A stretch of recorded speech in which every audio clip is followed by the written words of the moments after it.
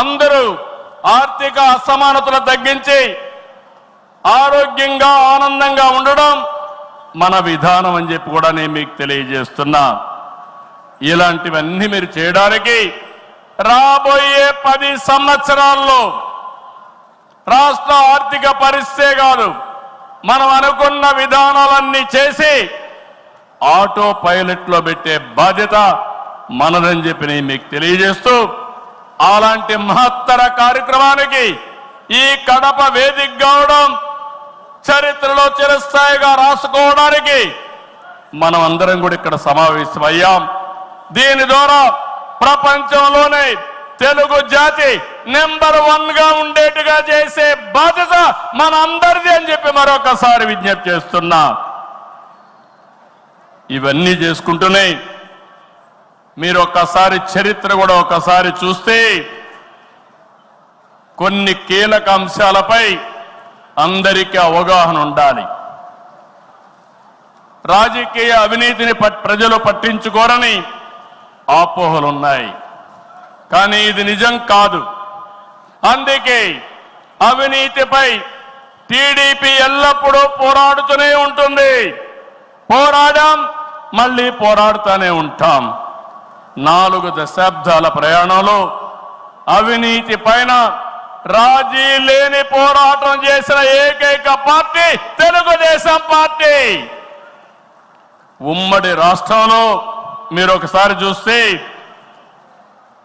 84లో ప్రజాస్వామ్య పరిరక్షణ ఉద్యమం నుంచి నిన్నటి వరకు విధ్వంస పాలన వరకు మరువలేని పోరాటాలు చేసిన పార్టీ తెలుగుదేశం. ఉమ్మడి రాష్ట్రంలో రాజా ఆఫ్ కరప్షన్ అనే పేరుతో లక్షల కోట్ల అవినీతిపై తెలుగుదేశం పోరాటం నిజమని సిబిఐ వంటి దర్యాప్తు సంస్థలు ఆ తర్వాత తేల్చే పరిస్థితికి వచ్చారు. అది మన క్రెడిబిలిటీ. మనం ఎప్పుడు కూడా ఆరోపణలు చేయం. వాస్తవాన్ని దృష్టిలో పెట్టుకుని ఎవరు ఎక్కడ అవినీతి చేసినా చివరి వరకు పోరాడిన ఏకైక పార్టీ తెలుగుదేశం పార్టీ.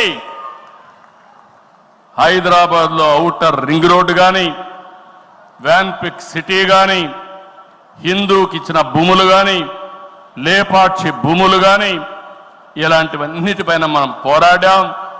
దాని పర్యవసానం తర్వాత ఇన్వెస్టిగేషన్ ఏజెన్సీ అన్ని ఒప్పుకునే పరిస్థితికి వచ్చారు.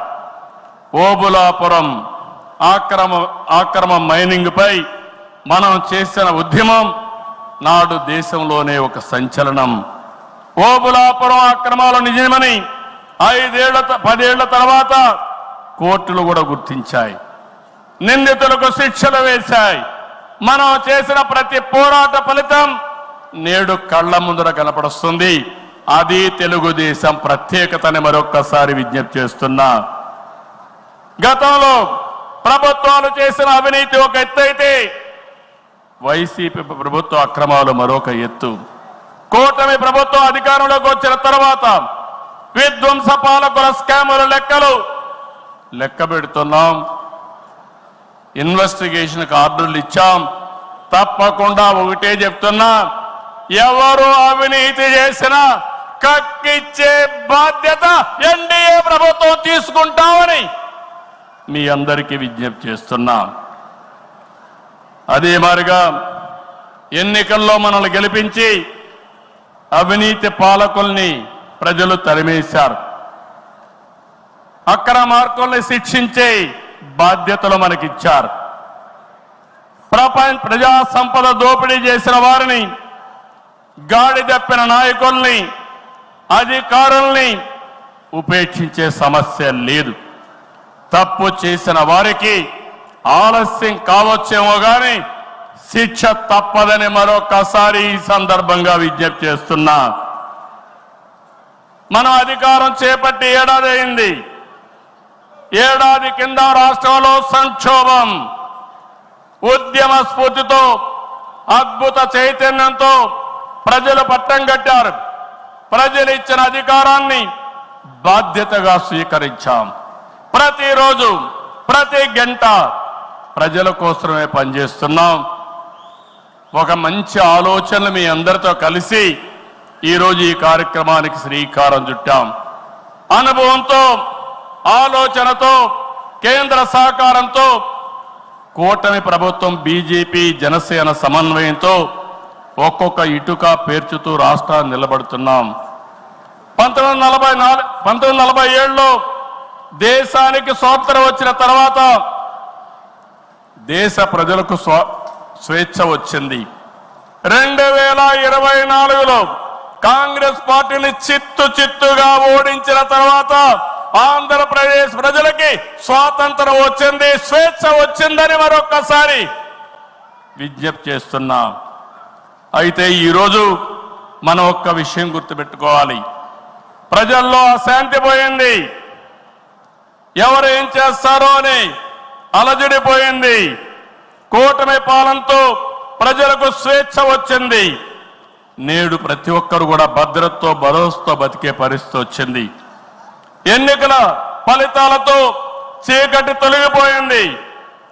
భవిష్యత్తు పైన ఆశలు పెరిగాయి, ఆస్పిరేషన్స్ పెరిగాయి.